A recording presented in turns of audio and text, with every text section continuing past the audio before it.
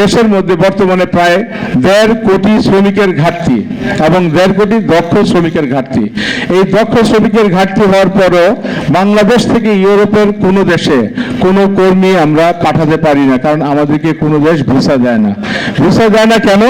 Visa না দেওয়ার কারণগুলি হচ্ছে এই দেশগুলিতে আমাদের বাংলাদেশ থেকে জনশক্তি যারা প্রেরণ করেন তারা তাদেরকে প্রপারলি ব্রিফিং করেন না, তারা প্রপারলি তাদেরকে ওই দেশের কর্মের উপযোগী করে তৈরি না করে তাদেরকে কোনো রকমে পাঠিয়ে দেন।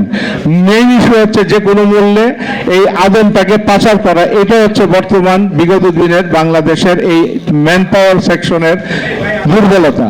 যে দুর্বলতাটাকে আমরা চিহ্নিত করে ইউরোপীয় ইউনিয়ন বর্তমানে বাংলাদেশকে এই দুর্বলতাগুলি সমাধান করার জন্য উৎসাহিত করছে এবং চেষ্টা করছে যাতে করে বাংলাদেশ থেকে কর্মীরা কারিগরি প্রশিক্ষণ এবং ভাষা প্রশিক্ষণ নিয়ে ওই দেশগুলিতে যায় এবং তারা যেন ওই দেশগুলিতে গিয়ে আইন অমান্য না করে, এক দেশে যে আরেক দেশে অবৈধ হয়ে যাওয়ার চেষ্টা না করে। যেমন আপনারা জানেন অনেক বালকান দেশে যায়, অল্প পয়সার মধ্যে যেতে পারে, কিন্তু যাওয়ার পরে সেখান থেকে তারা ইতালি, জার্মানি, ফ্রান্সে তারা অবৈধভাবে স্থানান্তরিত হয়।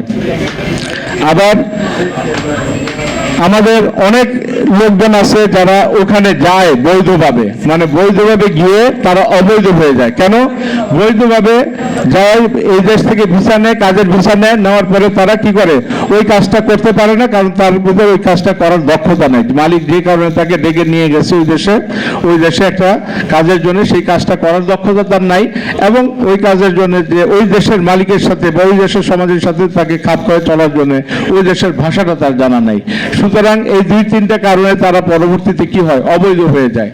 এই প্রতিকূলতাগুলিকে অ্যাড্রেস করে আমরা বাংলাদেশ গভর্নমেন্টের কাছে এই জিনিসটা তুলে ধরতে চাই যে ইউরোপীয় ইউনিয়নে বর্তমানে 1.5 কোটি যে কর্মীর সংকট, এই কর্মীর সংকটের জন্য তারা মুখিয়ে আছে শ্রমিক নেওয়ার জন্য, কিন্তু আমাদের কাছ থেকে নাম কাওয়াস্তে শ্রমিক তারা নেবে না।